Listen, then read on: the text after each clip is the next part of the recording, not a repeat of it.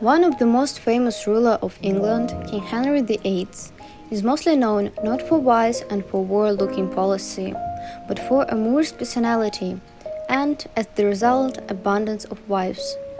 Breaking the laws of church, country, and morality, the king had been changing queens faster than any ruler of Christianic country ever did. Henry VIII was never meant to be a king. He was the second son of Henry VII and was educated to be ordained a priest.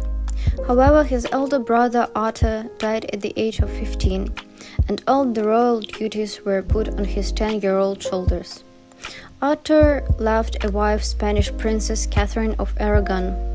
She was already 16 years old, but the arrangements between England and just United Spain were already done, so newlyweds had no choice. Thus, the family life of Henry VIII had started. Catherine was more into policy than family, so years went. But there were no heirs. Queen had 4 pregnancies, but each of them ended up with stillborn girls or boys who died very soon. Rising disconnect was getting more and more noticeable, and finally Catherine gave birth to a girl Mary, who later became a Queen of England, Mary Tudor.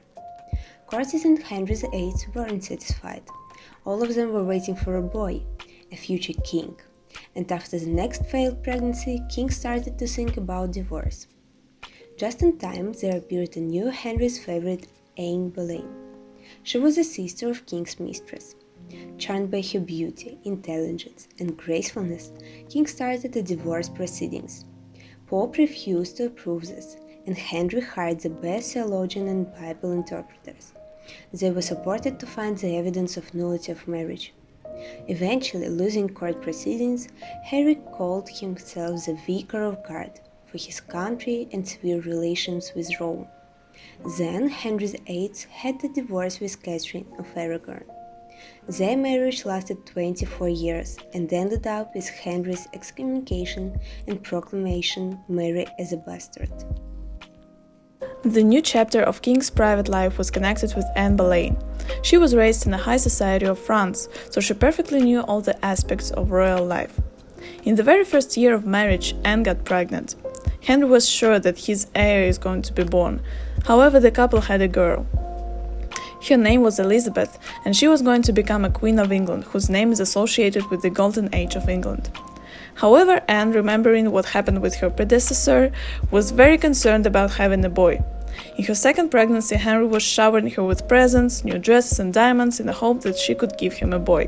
In 1536, Catherine of Aragon died, and on her funeral Anne had a miscarriage. It was a boy. That was the last straw. Henry VIII proclaimed Anne a witch and executed her. The third Henry's attempt to have a boy heir was with Anne's second cousin Jane Seymour. They got engaged on the next day after Anne's execution. Jane was focused on giving a birth to Henry's son and wasn't involved in politics. She was meek and quiet, and with that managed to unite the king's family. Eventually, Jane gave birth to the first son of Henry VIII, Edward VI, but she died in a couple of days after. After that, Henry was concerned about having one more son, to be sure in the future of English crown. For that, he was offered with Anne of Cleves. In order to be sure that the woman is pretty, King sent an artist to draw her.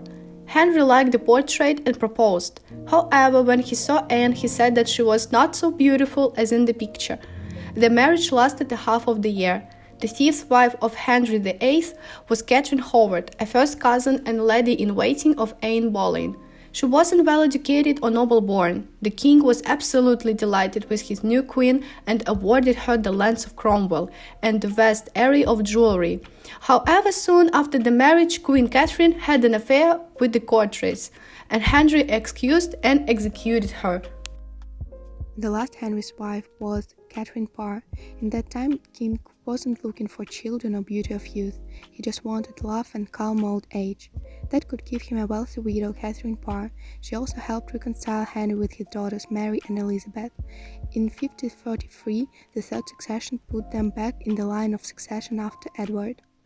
The same act allowed Henry to determine further succession to the throne in his will. What had the king left? 3 children, each one of them will rule the country after his death. He reformed church in England and made his basis for the future country's success.